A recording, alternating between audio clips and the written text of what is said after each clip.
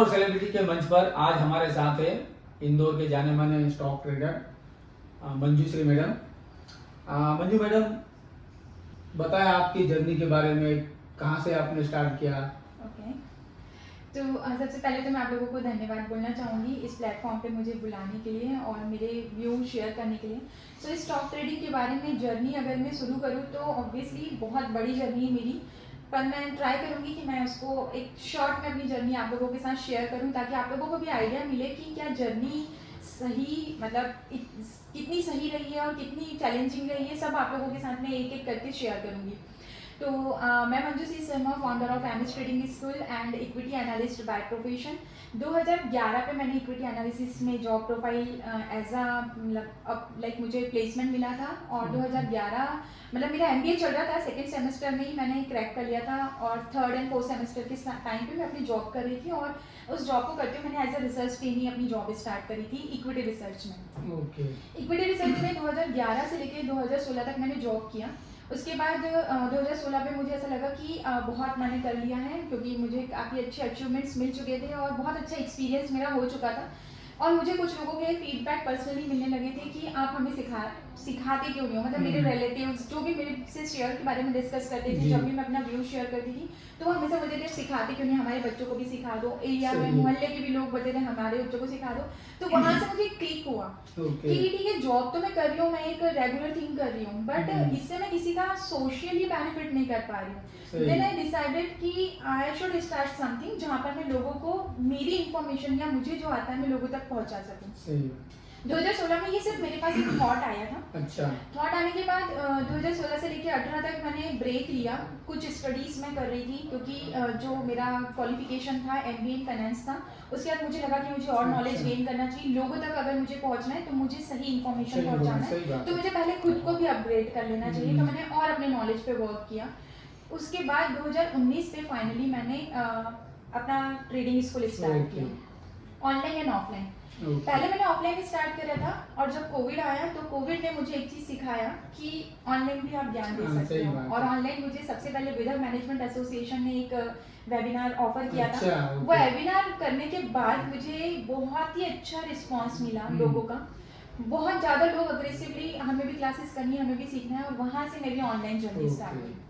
Otherwise मैं इसी mindset में थी कि मुझे ऑफलाइन ही क्लासेस रन करनी है। तो मैडम, जैसे आपने बताया 2011 से आप इस फील्ड में आप काम कर रहे हैं, तो पहली बात तो ये कि स्टॉक मार्केट ही क्यों, यानी फीमेल कैंडिडेट के लिए काफी सारे दूसरे भी ऑप्शन अवेलेबल है और फिर मुझे ऐसा लग रहा है कि इसमें काफी चैलेंजेस भी आए होंगे आपको, तो उन सबको कैसे आपने यानी आप उनसे जूझते रहे, आगे बढ़ते रहे, यानी थोड़ा उसके बारे में बताइए।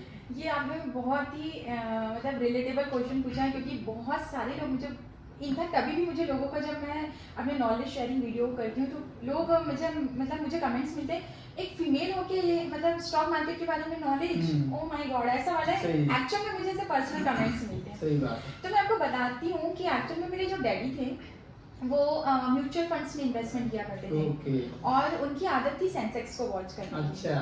तो जब मैं छोटी थी वो हमेशा सेंसेक्स को वॉच करके उनके रिएक्शन कभी अच्छे कभी बुरे होते थे कि अरे अच्छा चलेगा, अरे बुरा चलेगा। तब मुझे ऐसा लगता है कि ये कुछ तो है, नंबर्स एंड ऑल दैट, मुझे इसको समझना है। और मेरे डैडी होम्योपैथिक प्रैक्टिशनर थे, मेरी फैमिली में मैक्सिमम लोग डॉक्टर हैं और मेरे जो दादा थे वो शास्त्री थे, मतलब शिक्षा में उनका काफी रुझान था और वो लोगों को मतलब विद्वान कहलाते थे वो हमारे गाँव के।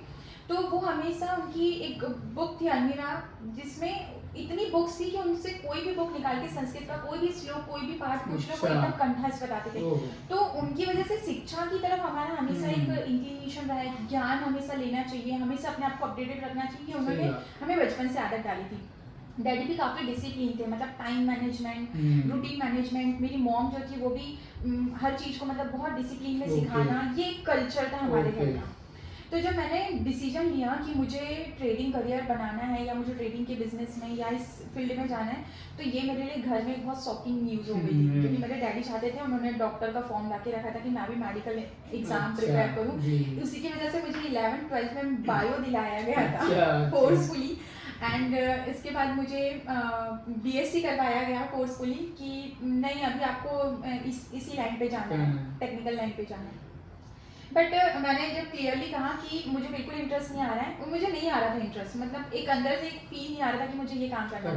तो बीएससी के टाइम पे मुझे एक टीचर मिली थी जिनसे मैंने डिस्कस किया अपनी पर्सनल, वो काउंसलिंग के लिए आई हुई थी। मैंने उनसे बोला मैम एक्चुअली मुझे शेयर मार्केट अट्रैक्ट करता है, but I don't know how to enter in this and how to make a career. She said to me, then go for MBA finance. Don't do for MSc and all that. Go for MBA finance. फिर मैंने अपने घर पे अपना final decision लिया कि अभी मैं MBA finance करूँगी। एंड फॉर्चुनेटली MBA finance में जब मेरा एडमिशन हुआ, कॉलेज के सेकेंड सेमेस्टर पे ही कंपनी आई और कंपनी इक्विटी रिसर्च की प्रोफाइल के लिए आई। अच्छा।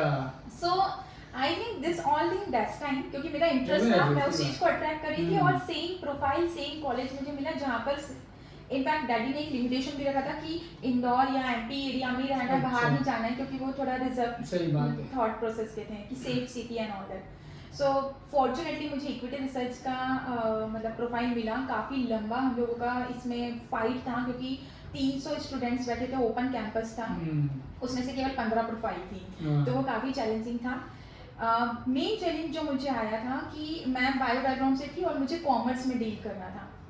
सो मेरे साथ एक था कि मतलब चैलेंज एक्सेप्ट करना is my habit. So during the college commerce को मैंने इतना डिटेल में पढ़ डाला कि मुझे मतलब कॉमर्स बहुत इजी लगने लगा, क्योंकि मुझे ऐसा लगता था कि दैट इज माय वीकनेस, तो मैंने कॉमर्स में पूरा वर्क करना चालू कर दिया।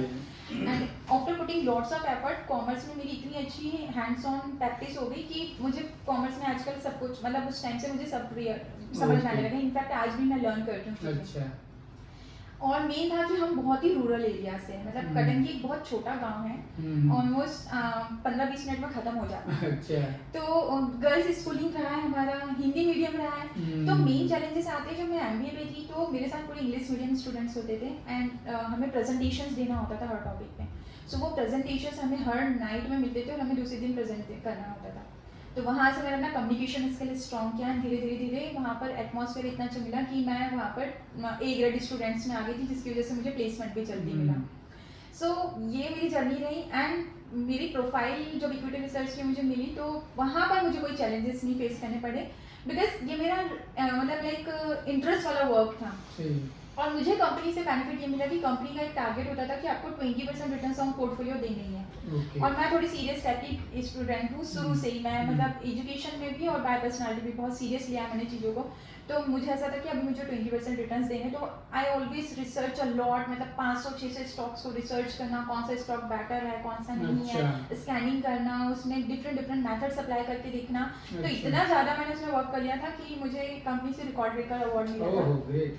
And I did this much संघर्ष फॉर लर्निंग एक्चुअली।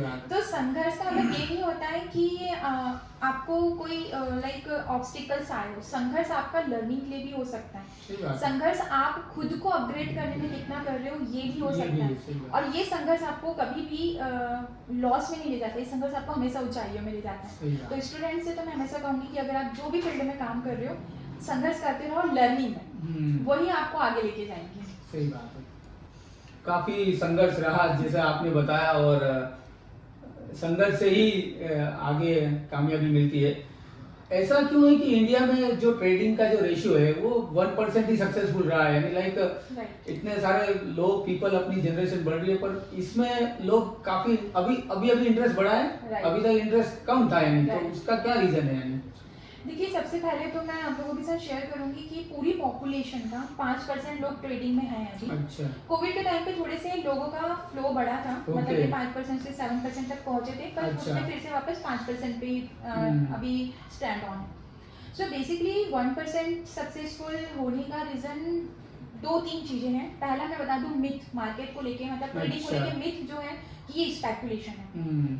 ऐसा लोगों को मिथ है कि किसी से भी पूछ लिया, किसी से भी कोई शेयर पूछ लिया, किसी से भी एडवाइस ले ली, उसने बोल दिया क्योंकि वो मेरे फ्रेंड ने बोला है, तो may be he is right, Right, but उसको right. मैंने जैसे आपको बताया कि इसमें आपका नॉलेज का संघर्ष होता है नहीं। आपको मार्केट के बारे में अगर नॉलेज नहीं है, आप कुछ भी लोगे तो आपके लिए वो सक्सेसफुल आप नहीं हो सकते। सही बात। तो पहली चीज तो मिथ कि ये स्पेकुलेशन है, बल्कि स्पेकुलेशन ही पूरा रैशनल है मार्केट। ओके। अगर आप मेरे कुछ वीडियोस देखेंगे, मैं आपको पूरा कैलकुलेशन बेस्ड ट्रेडिंग ही अच्छा। बताती हूँ। क्या होता है, पूरा ट्रेड हो या इन्वेस्टमेंट हो, सब में कैलकुलेशन होता है, आपको वो समझना जरूरी है। सेकेंड थिंग, जो सबसे बड़ा ड्रॉबैक है, behaviour drawback. Okay. Trading is a art, trading is a अच्छा। Science, trading is a maths, ठीक है। ट्रेडिंग करने के लिए, एक सक्सेसफुल ट्रेडर बनने के लिए आपकी पर्सनालिटी भी, रियल पर्सनालिटी जो है, आपका पेशेंस लेवल हाई होना चाहिए, आपका अग्रेशन बहुत नहीं होना चाहिए, ओके। आपके अंदर डिसीजन पावर जो है वो एक कैलकुलेटेड वे में होना चाहिए। फोर्थ थिंग, आपको इंफॉर्मेशन को एनालाइज करके आना चाहिए। अच्छा। एंड फिफ्थ थिंग, आप ग्रीडी नहीं होने चाहिए। जो जिसने लालच किया लाइफ में, किसी भी चीज का आप लालच करोगे उसका हमेशा बैड सही बात रिजल्ट ही मिलता है। सो ये एक पर्सन की हैबिट है। ओके। बट सक्सेसफुल ट्रेडर भी वही है जो इन हैबिट्स में पॉजिटिव साइड्स हैं। क्योंकि देखिए, जब आप ट्रेडिंग करते हो आपको फ्रंट में ही दिख रहा है कि अमाउंट बन रहा है, बैठे बैठे पैसा बन रहा है, बट वहां पर आपका साइकोलॉजिकल कोई भी बिहेवियर, इनमें से कोई भी मिस्टेक आपने करी, ज्यादा ही अग्रेसिव होकर ट्रेड कर लिया, या बहुत लालच करने लगे कि चलो अभी पूरा कैपिटल लगा देता हूँ, 1 लाख का 2 लाख बना लूंगा, 10 करोड़ बना लूंगा, या फिर इंफॉर्मेशन है नहीं उसके बारे में कि वो सही में ऊपर जाने वाला है या नहीं जाने वाला है, और गलत टाइम पे ट्रेड एंटर या एग्जिट कर लिया। कैलकुलेशन आती नहीं है कि वो उस पर्टिकुलर डे में, क्योंकि हर स्टॉक का अपना एक एवरेज ट्रेडिंग रेंज होता है, कि वो दिन भर में इतना ही ट्रेड कर पाएगा। वो रेंज अगर आपको एनालाइज करके नहीं आती है तो आप ट्रैप हो गए। अब इंडिया में प्रॉब्लम, अगर हम रेशियो की वाइज करें तो ये देखिए, इतनी सारी चीजें हैं, ये 5-6 फैक्टर्स हैं, बट आप लर्निंग पे फोकस नहीं है, अगर आप नहीं सीख रहे हो तो 1% ही रहेगा। बट यहीं अगर हम यूएस इकोनॉमी के साथ कंपैरिजन करें तो 55% लोग इन्वॉल्व हैं एंड मैक्सिमम लोग सक्सेसफुली करियर बना रहे हैं ट्रेडिंग में। रीजन, क्योंकि देखिए वो अपने बिहेवियर पे भी काम करते हैं, और सबसे मेन चीज वहाँ पर नॉलेज पे बहुत ज्यादा फोकस किया जाता है। अभी अभी इंडिया में ट्रेडिंग अकेडमीज ओपन हो रही है, नहीं तो अगर आप देखेंगे तो पिछले 4-5 साल में गिनती की 1 या 2 ट्रेडिंग अकेडमीज थी जो इन्फॉर्मेशन या सिखाती थी या मेथड सिखाती थी। अब ट्रेडिंग अकेडमी भी ओपन हो रही है। अच्छा। तो आई वुड सजेस्ट कि लर्निंग पे आप लोगों को फोकस करना चाहिए, क्योंकि आप सही तरीके से अगर काम करेंगे तो ये रेशियो हम सब मिलके ऊपर ले जा सकते हैं इंडिया का। तो क्या किसी स्टॉक के पीछे 2-3 साल की स्टडी मिनिमम होनी चाहिए किसी स्टॉक में इन्वेस्ट करने के लिए? देखिए, इन्वेस्टमेंट के लिए और ट्रेडिंग के लिए दोनों डिफरेंट चीजें हैं। इन्वेस्टमेंट मतलब मान लो आप कोई बिजनेस रन कर रहे हैं, आपका बिजनेस एक ही दिन में ओवरनाइट सक्सेसफुल नहीं होगा। It will take 4 to 5 years। एक बिजनेस का अपना साइकिल होता है, इस साइकिल को कंप्लीट करने में टाइम लगता है। तो अगर आपने आज इन्वेस्ट करा है किसी स्टॉक में, तो ये मत सोचिए कि बार बार चेक करूं कि आज ही मैं मतलब लखपति या करोड़पति बन जाऊंगा। उस बिजनेस, वो कंपनी बिजनेस कैसे चल रही है, मान लो आप कोलगेट यूज करते हो डेली, तो ये कंपनी है, बचपन से यूज कर रहे हैं, बचपन से आप उसकी क्वालिटी देख रहे हैं। तो हम कोलगेट की कंपनी को 10 रुपए हर महीने पे कर रहे हैं, बट हम 10 रुपए का शेयर परचेज नहीं कर रहे हैं। अच्छा। तो हमें कंपनी की प्रोडक्ट क्वालिटीज को भी समझना होता है, फिर उसके बाद फाइनेंशियल समझने होते हैं, कंपनी के फंडामेंटल समझने होते हैं, उसके बाद हम डिसाइड कर सकते हैं कि हमको ये शेयर पे खरीदना है या अच्छा। बट ट्रेडिंग क्या है, यही शेयर, यही कंपनी डेली तो प्रॉफिट करेगी नहीं, कभी प्रॉफिट में जाएंगी, कभी लॉस में आएंगी। तो ट्रेडिंग में हम क्या करते हैं, कभी ऊपर गया कभी नीचे आया, हम दोनों साइड कमाते हैं। ओके। तो ये भी एक बहुत बड़ा मिथ है मार्केट में लोगों को कि गिरते मार्केट में लोग ऐसे साइलेंट होके बैठ जाएंगे कि काम नहीं करना, बल्कि गिरते मार्केट में सबसे ज्यादा प्रॉफिट होता है। अच्छा। बिकॉज ग्रेविटी फोर्स वहाँ पर इन्वॉल्व होता है। ओके। सबसे मार्केट ये आपने बहुत अच्छी बात बताई कि गिरते हुए मार्केट में भी कोई अर्न कर सकता है। इसको शॉर्ट सेलिंग बोलते हैं। अच्छा। शॉर्ट सेलिंग में हमेशा जब आप मेथड्स लर्न करते हो तो हम रिवर्सल मेथड्स पे काम करते हैं। अच्छा। इसलिए मार्केट में जो बियर कार्टेल होता है वो बहुत कमाता है, क्योंकि आपको जो पहाड़ चढ़ने में टाइम लगेगा तो पहाड़ से उतरने में टाइम नहीं लगेगा। तो जब स्लिपिंग होती है मार्केट में या फॉलिंग्स होती है, तो वो शेयर जो 500 से 1000 तक पहुंचा है वो कभी कभी 1-2 घंटे में सीधे 1000 से 500 आ जाता है। और वहां पर शॉर्ट सेलिंग में हम रिवर्स पोजीशन लेके बहुत अच्छा अर्न कर सकते हैं। तो गिफ्टे मार्केट में भी वैसा बनता है। अच्छा। बहुत ही अच्छी बात बताई आपने। तो मैडम आपने बताया ऑनलाइन और ऑफलाइन, तो आप ऑनलाइन और ऑफलाइन दोनों में ही सर्विस प्रोवाइड करते हैं, या आप थोड़ा सा अपने बारे में बताएं कि कैसे आप मैंने जैसे बताया कि मैंने स्टार्टिंग ही ऑफलाइन से करी थी। अच्छा। इंदौर सिटी को चयन किया था मैंने, जी। क्योंकि इंदौर मेरे हार्ट के बहुत क्लोज है, यहीं से मुझे करियर स्टार्ट हुआ था। ओके। और इंदौर की स्वच्छता मुझे इंदौर से बाहर जाने जी नहीं जी देती जी, है। सही बात है। बाकी ऑनलाइन हम पूरे पैन इंडिया को कवर कर रहे हैं, जिसमें ओके। हमारे पास मुंबई, पुणे, बैंगलोर के मैक्सिमम स्टूडेंट्स होते हैं। अच्छा। अभी अभी बहुत ही अच्छा एक एक्सपोजर हमें मिल रहा है कि हमें छत्तीसगढ़ एरिया से, बालाघाट डिस्ट्रिक्ट से, नागपुर एरिया से, ये सिटीज भी अभी ऑनलाइन में हमारे ओके। कोर्सेज को ज्वाइन कर रही है। ओके। तो यही है ऑनलाइन एंड ऑफलाइन का हमारे पास। अच्छा, और ये बात भी एक हम जानना चाह रहे थे कि आजकल क्या स्टूडेंट जैसे ही पास आउट होते हैं उनको कहीं ना कहीं प्लेसमेंट मिल जाता है, अच्छी अर्निंग भी होने लगती है, तो यूथ को आप क्या कहना चाहोगे? क्या वो उनकी फर्स्ट सेकंड अर्निंग में उनको इन्वेस्ट करना चाहिए, ट्रेडिंग सीखना चाहिए, तो आप उनके लिए क्या मैसेज देना चाहेंगे? तो इसमें एक बहुत क्लैरिटी में देना चाहूंगी कि ट्रेडिंग जो है वो एक फुल टाइम वाली जॉब होती है। ओके। तो अगर आप ऑलरेडी कहीं वर्किंग है तो आप स्विंग ट्रेडिंग जो होती है, मतलब आज खरीदा 3-4 दिन के लिए छोड़ दिया, अच्छा। या थोड़े लॉन्ग टर्म की जो इन्वेस्टिंग होती है, ट्रेडिंग में भी 2 फॉर्मेट होते हैं, आज ही आज खरीद के बेच दो या फिर थोड़े टाइम के लिए होल्ड करो। अच्छा। तो अगर आप वर्किंग है तो go for a small holding calls, मतलब Okay. स्मॉल ड्यूरेशन के लिए जो होल्डिंग ट्रेड्स होते हैं उस पर आप काम करो। हम्म। अगर आप फुल टाइम जॉब इसी में ट्रेडिंग में करना चाह रहे हो तो फिर तो सबसे बेस्ट है कि आप 9:15 से 3:30 तक मार्केट रहता है, आप अपना रिसर्च करो और इसमें काम करो। ओके। यूथ के साथ अभी जो थोड़ा सा मिसकंसेप्शंस हो रहा है, कुछ यूथ जो है वो अपने करियर पे फोकस ना करते हुए सीधे ट्रेडिंग पे जंप कर रहे हैं। ओके। और अभी सेबी ने एक डेटा भी निकाला था जिसमें सबसे मेजर लॉसेस जो वो यूथ को ही हुआ है। ओह। उसका अगेन रीजन है इम्पेशेंट, मतलब अगेन सीखा नहीं, कहीं से समझा सही नहीं, बात है। बस अपना अपने कुछ भी अज्यूम करके कि ये खरीद लिया वो बेच दिया या अपने किसी मन के कहने पे से, कुछ या भी किसी कर के कहने पे, या ऑप्शन ट्रेडिंग में सीधे चले गए। ओके। ऑप्शन ट्रेडिंग एक प्रोफेशनल स्किल होता है, ऑप्शन ट्रेडिंग में आप डायरेक्ट नहीं जा सकते हो, अच्छा। पहले आपको टेक्निकल में काम करना होता है, उसके बाद आप ऑप्शन में जाते हो, ओके। क्योंकि मार्केट डायरेक्शन क्लियर नहीं होगा तो आप गलत ऑप्शन परचेज करोगे जिसमें आपकी कैपिटल पूरी इरोज हो सकती है। सो यूथ को पहली चीज तो लर्निंग पे फोकस करना चाहिए, ज़्यादा एक्साइटेड होने की जरूरत नहीं है। 6 महीने आप लर्निंग पे फोकस करिए, उसके बाद आप डेफिनेटली स्टॉक मार्केट से कमा सकते हैं। ये मैं इसलिए कह रही हूँ क्योंकि मुझे जॉब छोड़े हुए ऑलमोस्ट 5 to 6 ईयर्स हो चुके हैं। एंड ट्रेडिंग में आपको ये भी नहीं रखना है कि जैसे मुझे कुछ लोग बोलते हैं कि आप तो इतना जानते हो तो आप इसमें मतलब आप तो खूब लाखों करोड़ों कमा लेते होंगे। सो ऐसा नहीं होता है। हमें सबसे इंपॉर्टेंट ट्रेडिंग में होता है कि हमें अपने रिस्क जोनर डिसाइड करके काम करना होता है। कमाने को तो मैं आज भी मुझे पता है कि कौन सा स्टॉक कितना रेंज में जाएगा, बट अगर मैं 1 लाख का टारगेट लेके चल रही हूँ तो मुझे उतनी रिस्क भी लेनी पड़ेगी। बट उस रिस्क डिफाइन करना बहुत जरूरी है। आपको अपना लेवल ऑफ रिस्क डिसाइड करके आपके लिए कितना रिटर्न सेटिस्फैक्ट्री है, आपकी लाइफ स्टाइल मेंटेनेंस हो रही है, आपकी अदर रिक्वायरमेंट फुलफिल हो रही है, बेसिक कॉस्ट आपकी फुलफिल हो रही है, आपकी बेसिक लग्जरियस लाइफ फुलफिल हो रही है, that is sufficient for you. तो आप उसके अकॉर्डिंगली ट्रेडिंग को अपना फुल टाइम करियर बना सकते हैं। सो यूथ को एक ही दिन में अंबानी या अदानी बनने की कोशिश नहीं करना है, क्योंकि देखिए वो लोग बहुत नॉलेज रखते हैं, उन्होंने बहुत मेहनत करके बिजनेस करा है। आप भी ट्रेडिंग में सक्सेसफुल हो सकते हैं, बट आपको अपनी लर्निंग जर्नी कंटिन्यू करनी होगी, जिसमें मैं हमेशा कहती हूँ यूथ को कि पहले पेपर ट्रेडिंग करिए। पेपर ट्रेडिंग में आपका रियल मनी नहीं लगता है, वर्चुअल मनी लगता है। वर्चुअल मनी पे आप खूब प्रैक्टिस करिए। अगर वर्चुअल मनी में आपके मंथली 30 में से 20 या 23rd ट्रेड भी सक्सेसफुल हो रहे हैं तो it means you are ready to trade on real money. So virtual money को ट्रेडिंग करने के लिए कुछ वेबसाइट होती होगी, तो क्या ऐसी कोई वर्चुअल सजेस्ट करना? मनी के लिए आप tradingview.com है। अच्छा। tradingview.com में फ्री ऑफ कॉस्ट आपको 1 लाख से 10 लाख तक का अमाउंट मिल जाता है, जो आपका रियल मनी नहीं होता है। बट जितनी भी स्ट्रैटेजीज आप यूट्यूब से सीखो, इंस्टाग्राम से सीखो, उसको पहले अगेन वहाँ पर बाइफर्केट करके देखो कि वो स्ट्रैटेजी को अप्लाई करने पे क्या मेरा रियल में पैसा बना। अगर वर्चुअल मनी आपका ग्रो हो रहा है इट मीन्स आप उस स्ट्रैटेजी को काम कर सकते हो। नहीं ग्रो हो रहा है इट मीन्स आपको स्ट्रैटेजी समझ नहीं है। सिंपल सी चीज है, एक सेटअप होता है ट्रेडिंग में। सेटअप मतलब रूल्स एंड रेगुलेशन होती है। रूल्स रेगुलेशन बेस्ड ट्रेडिंग आप कर रहे हो, वो रूल मैच कर रहा है तो आप ट्रेड आपका सक्सेसफुल होगा। रूल मैच नहीं कर रहा तो आपका ट्रेड में लॉस होगा।